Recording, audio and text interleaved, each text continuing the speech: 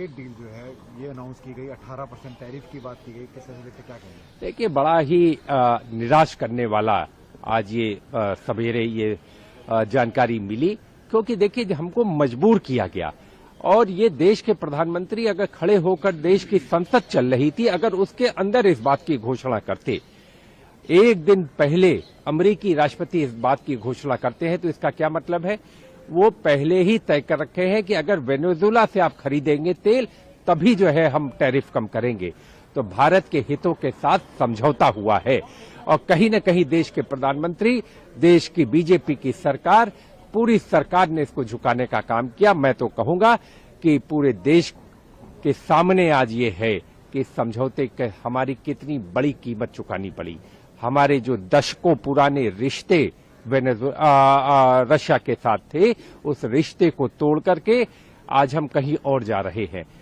हमको तो ये देखना चाहिए था, अगर तेल वेनेजुएला में सस्ता होता, ईरान में सस्ता होता, रशिया में सस्ता होता या कहीं और सस्ता होता, तो हमको ये खुली छूट होनी चाहिए।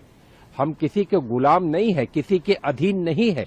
ये भारत ऐसा देश नहीं है जो किसी के कहने पर चले। लेकिन आज अमेरिकी राष्ट्रपति जब चाहते हैं युद्ध विराम कर देते हैं, अमेरिकी राष्ट्रपति जब चाहते हैं वेनेजुएला का तेल खरीदवा लेते हैं, तो ये भारत की विदेश नीति को गिरवी रखने का काम आज भारत की सरकार ने किया है। सर, पीएम मोदी की तरफ से एक ट्वीट भी हुआ है जिसमें उन्होंने कहा है कि आत्मविश्वास वह शक्ति है जिसके बल पर सब कुछ संभव है।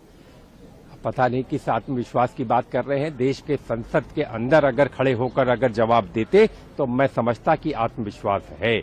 अब वो आत्मविश्वास कहाँ गया जिसकी चर्चा नरवाने जी ने अपनी किताब में, जिसको छपने नहीं दिया जा रहा है और जिसके कुछ अंश एक मैगजीन ने प्रकाशित किए हैं, तो आप उसमें पढ़िए कि जब निर्णय करने का समय था तो भारत का शीर्ष नेतृत्व घबराया हुआ था, जवाब नहीं दे रहा था और किम कर्तव्य विमूढ़ था और उसने सेना को अपने हाल पर छोड़ दिया था। इस पर चर्चा होनी चाहिए। ये बहुत ही गंभीर मुद्दा नेता विपक्ष राहुल गांधी जी ने उठाया है। मुझे उम्मीद है कि सरकार इस पर और देश के प्रधानमंत्री इस पर जवाब दे।